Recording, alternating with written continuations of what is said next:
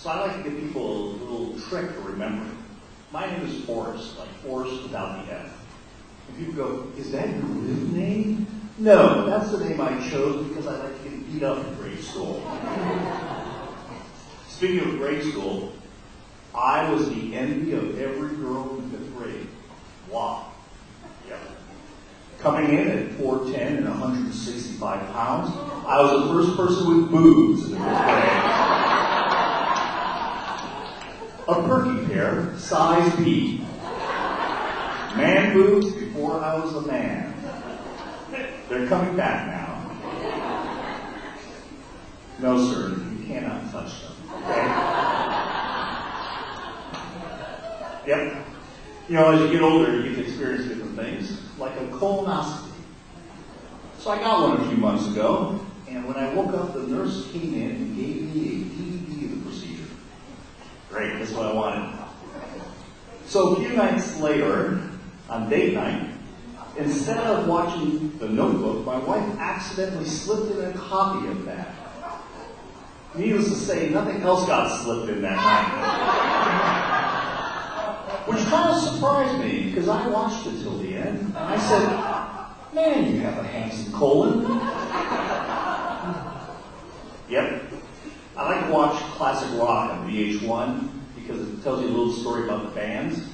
So I'm sitting there watching Led Zeppelin, and I'm thinking to myself, the first time I saw Led Zeppelin, I had a ponytail, and some dude was trying to sell me a joint in the parking lot. Now, I'm watching Stairway to Heaven, and they're trying to sell me a discount casket. And a different kind of joint, a total hip replacement joint. Just changes. Just changes.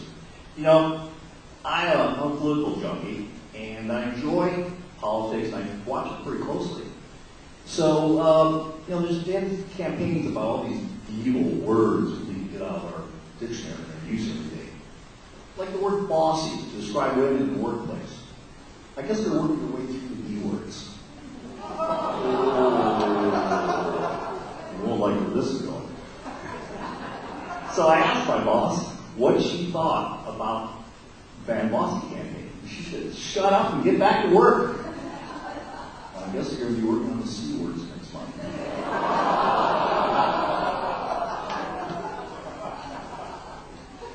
So, you know, this whole thing in town, you see all these getting ready for Hillary bumper stickers. They're usually on a Prius next to the Obama sticker. Like you really need an Obama sticker on a Prius. If you own a Prius, I already know you voted for Obama, okay? You don't have to tell me that. I mean, really. And what are you doing to get ready for Hillary? Building a bunker? Buying gold? Dual citizenship?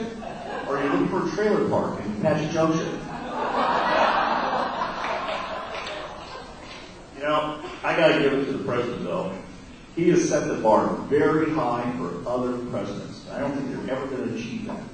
It's called the 6 handicap in golf. And obviously a lot of Obama fans here. I was warned about that. But, you know, I got to admit that he did start areas against ISIS a few weeks ago at about $7 million a day, which is about what it cost for him to go on vacation in Nantucket.